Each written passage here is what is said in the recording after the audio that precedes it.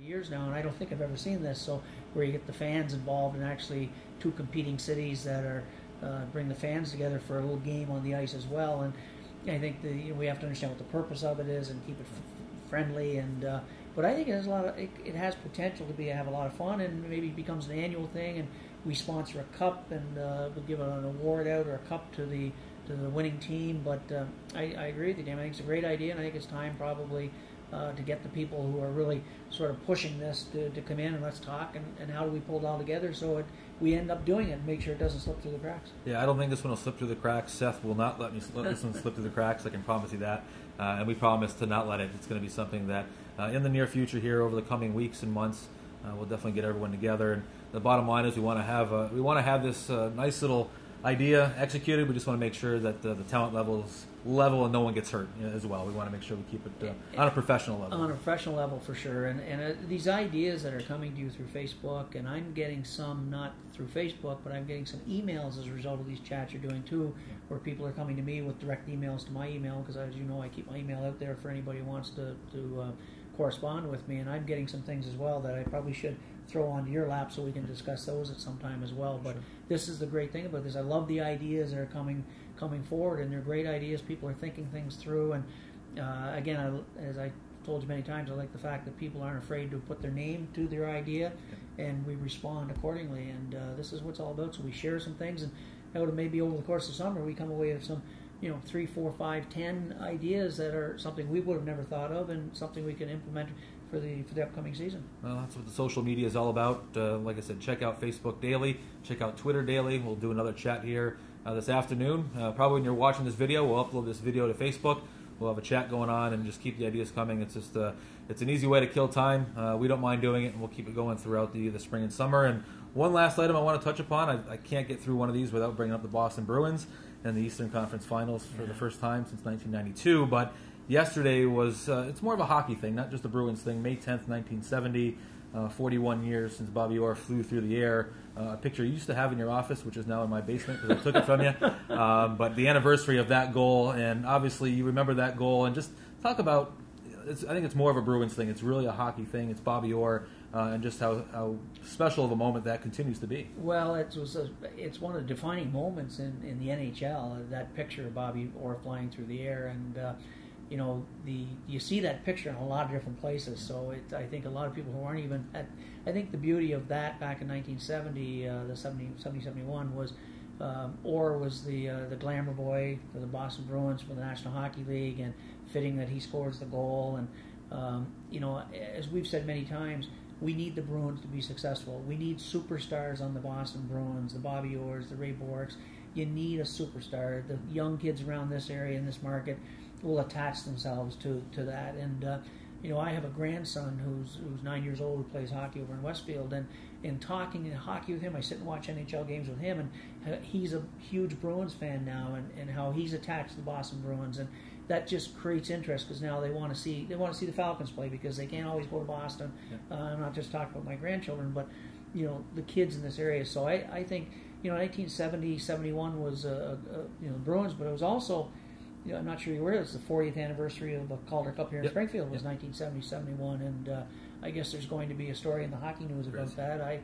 I felt, I guess my age, a couple of weeks ago, I got a call from a writer from Hockey News who was talking about the 40th anniversary, and of course I was going blank trying to think about it, and I was hurt a lot of that year, but it was a good moment in hockey history in Springfield as well, with an exciting Calder Cup win. So you sort of like to live the memories, and one of the things we don't want to do here is forget the past, both not only what the Bruins have done, but certainly what has happened here in Springfield in the past. And in a couple of weeks, we might have an announcement about something we're going to do this coming year to recognize some of the things that have happened in hockey history here. Well, I think it goes in 20-year cycles. You got a 40-year history of a Calder Cup, a 20-year history.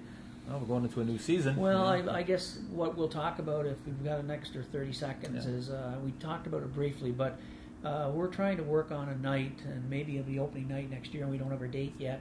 Certainly the schedule isn't out, but we're talking about maybe honoring the Calder Cup teams of the past here by bringing in a number of players who played on the teams going maybe back to 59, 60, 61, then the 70, 71, 74, 75, and then obviously the 89, 90, 90, the back-to-back years.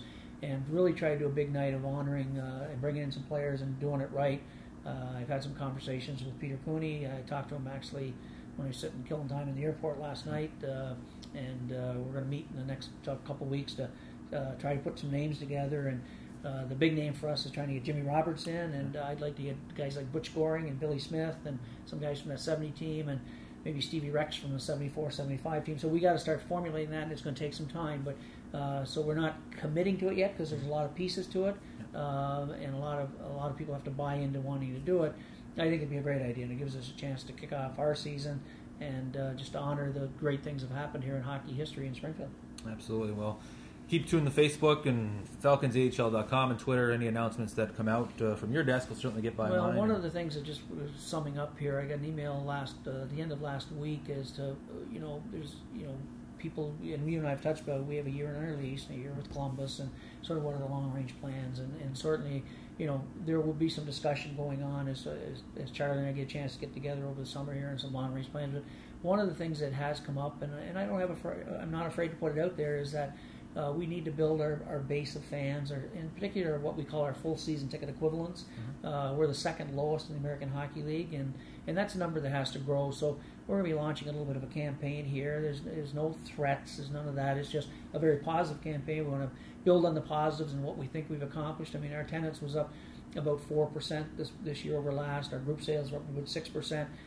So we're making some strides, but we need to build our base, and our base doesn't have to be like it is in other markets. It doesn't have to be 2,000. It'd be great if it was, but if we can build our base by 500 more FSEs, full season ticket equivalents, which could be a 40 flex pack holder or a full season ticket, we can build that base, Damon, and bring our numbers up a little higher on that base to protect us on bad weather dates or Sunday or midweek games, because we're going to do well, as you know, on our Saturdays and our Fridays.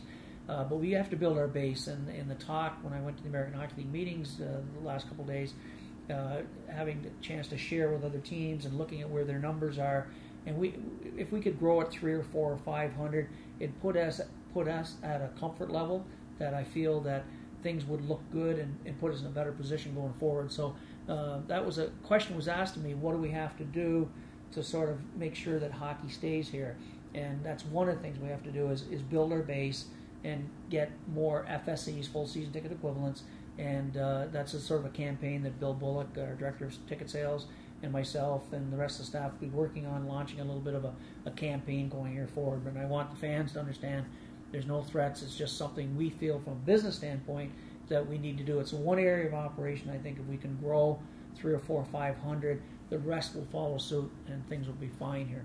And we're talking about realistic goals too. We're talking realistic about things goals, absolutely. I mean, they've launched something down in Connecticut, and everybody has their own challenges in their own markets. In Connecticut, setting some number at 3,000, which is good for them. If they can do it, God bless them, and I wish them all the best. Ours is just, we're looking at 500. If we can build our numbers by 500, so it gives us a little better base going in. We do a great walk-up. We do some great group sales and promotions. So if we can get the base up, like I said, the rest sort of takes care of itself, and that's an ultimate goal going forward here, right up until the season kicks off next year. And we've shown in recent memory that doing 400 or 500 new full FSEs in an off season is doable. It's doable. It's doable, and we need the help of the business community, and we've done a referral program with our booster club, and certainly put the word out there to any of our great fans and season ticket holders that are watching us now. If you know of a business or a person that we should be contacting, we have a little referral incentive program going on right now. You can contact anybody here in the office, and we'll make sure we'll follow up, and that person who recommends somebody will get a nice little kickback as well on something. So we're looking at all the various plans they're doing in other cities around the league. The great thing about our league is all the sharing that goes on, and we can see the best practices in Grand Rapids or Houston or Binghamton or Portland, Peoria, what have you, and we can take some of those best practices. And I think that's something I brought away from the meetings yesterday, was there's some things going on in some other cities that I think we have to sort of build from and use that as a catalyst for us going forward to try and build our base as well. Bruce, thanks for joining us, and see you next week again. Thanks, Damon. You will. Thanks, Bruce. Once again, thank you for joining us. Don't forget, check out FalconsAHL.com. Don't forget those social media streams, official Facebook page, official Twitter page. Go to FalconsAHL.com. There's a link on the bottom for both. Updated daily. Feel free to check those out. And once again, thanks for joining us, and we'll see you next week.